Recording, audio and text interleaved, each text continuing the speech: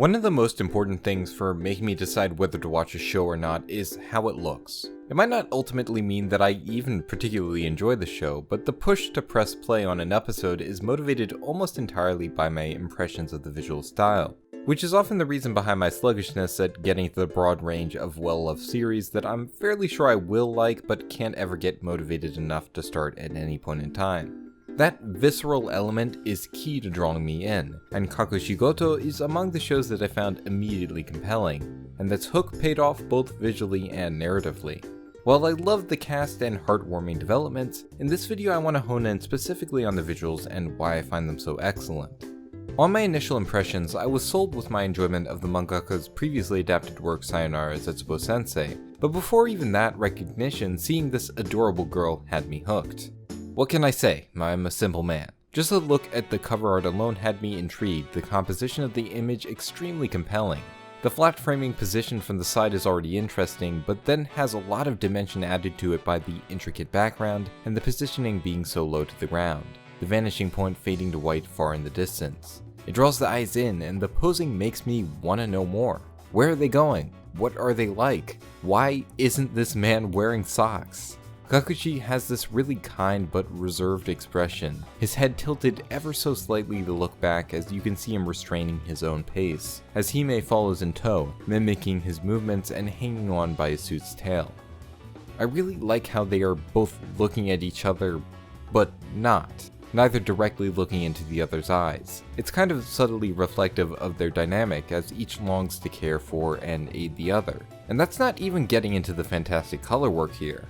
So seeing that one image already struck my interest, and fortunately the show delivered. In adapting Kometsu's work into anime, they breathed a lot of life into the series with the addition of color, the pastel tones perfect for its sweet and heartfelt character. A surprising change of pace from the edgy humor and darker style of Zetsubou Sensei, especially considering what you might expect on first reading Kakushigoto's premise. Visually, I would divide the show into 4 categories. There's the shots that showcase the personality of the setting, those that showcase the characters and their interactions, the ones often utilized for comedic effect with extreme color palette shifts or pattern backgrounds, and the more dramatic flash forwards, which have careful framing and a different spectrum of color design entirely. They're darker, sharper, and less pastel, lending it a feeling of realness in contrast to the bubblegum antics of most of the show. The background art is bursting with character, and that alone earns my immense appreciation. Background art is an often underrated and underdeveloped element, which I feel has become especially apparent recently with the rise in popularity of a lot of time-saving techniques for their production. The backgrounds here have a really interesting and cool combination of flatness and depth.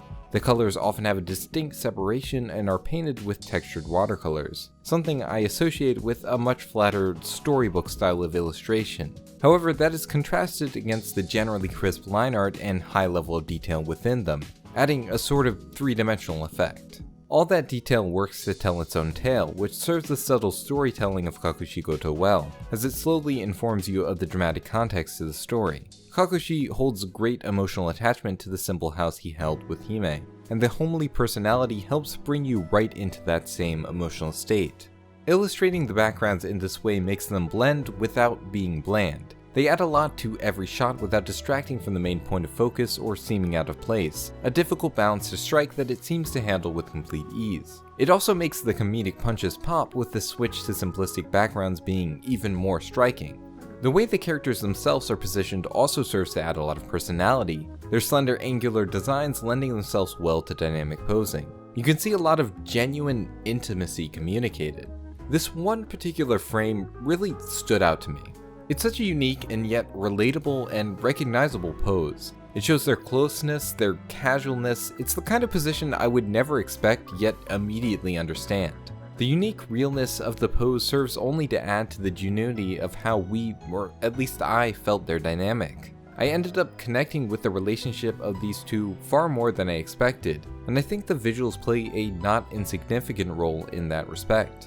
A final point of praise is how the use of any especially noticeable lighting effects is rather tasteful. I generally feel when effects of this nature are particularly present in anime, it's quite common for them to be overutilized to the point of annoyance. However, here they serve only to add to the exaggerated humor with a bright beam or something of that nature, or to accentuate the moments it wants you to take more seriously.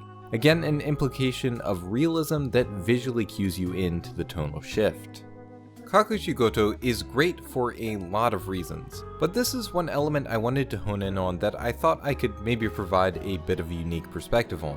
I certainly wasn't expecting to start tearing up as early as episode 2, but I think the way it draws you in through the great presentation, visuals included, helps to sell the delightfully charming story well.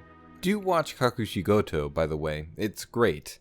Gives me big Usagi drop and Barakamon vibes.